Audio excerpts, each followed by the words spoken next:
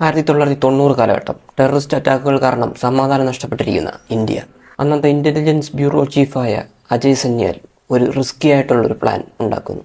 പാകിസ്ഥാനിലെ പൊളിറ്റീഷ്യൻസുമായി കണക്ഷനുള്ള വളരെ പവർഫുൾ ആയിട്ടുള്ള ഒരു ടെററിസ്റ്റ് നെറ്റ്വർക്കിനെ തകർക്കാനായി ഒരു ഇന്ത്യൻ സ്പൈ അയക്കുക എന്നതായിരുന്നു ആ പ്ലാൻ. ഇതിനുവേണ്ടി അജയ് സാന്യാൽ ഹംസ അലി മസാരി എന്ന പേരുള്ള ഒരു ചെറുപ്പക്കാരനെ പാകിസ്ഥാനിലേക്ക് അയക്കുന്നു. പിന്നെ നടക്കുന്ന കാര്യങ്ങളൊക്കെ കാണിക്കുന്ന 2025 ഇറങ്ങിയ ഒരു ഹിന്ദി സിനിമയാണ് ഇത്. പലരും പറഞ്ഞതുപോലെ ഈ സിനിമയുടെ ലെങ്ത് അത്ര പ്രശ്നമുള്ളതായിട്ട് എനിക്ക് തോന്നിയില്ല. കാരണം അത് അത്ര എൻഗേജിങ് ആയിട്ട് തന്നെയാണ് പോകുന്നത്. ഈ സിനിമയുടെ ഏറ്റവും വലിയ പോസിറ്റീവ് എന്ന് പറയുന്നത് അത് രൺവീർ സിംഗ് തന്നെയാണ്. പുറത്തെ അയാൾ എങ്ങനെയുള്ള ആളാണെന്ന് നോക്കണ്ട. കാരണം ഈ സിനിമയിൽ ആ ക്യാരക്ടറായിട്ട് അയാൾ അഴിഞ്ഞാടുമായിരുന്നു. ഓറ ഫാമിംഗ് എന്നൊക്കെ കേട്ടിട്ടേ ഉള്ളൂ. അത് നമുക്ക് ഇതിൽ കാണാൻ സാധിക്കും. What A performance. പിന്നെ എടുത്ത് പറയുന്നത് അക്ഷയ് ഖന്ന. ഒരു രക്ഷയില്ലാത്ത സ്ക്രീൻ പ്രസൻസ് ആണ് പുള്ളിയുള്ളത്. ആ ക്യാരക്ടർ കിടിലായിട്ട് തന്നെ ചെയ്തു വെച്ചിട്ടുണ്ട്. അതേപോലെ ഇതിലെ മ്യൂസിക് ആൻഡ് ബാക്ക്ഗ്രൗണ്ട് സ്കോർ കിടിലം വർക്ക്, ഒന്നും പറയല്ല. മൊത്തത്തിൽ വളരെ എൻഗേജിങ് ആയ രോമാഞ്ചം തരുന്ന ഒരു പൊളിറ്റിക്കൽ ത്രില്ലർ.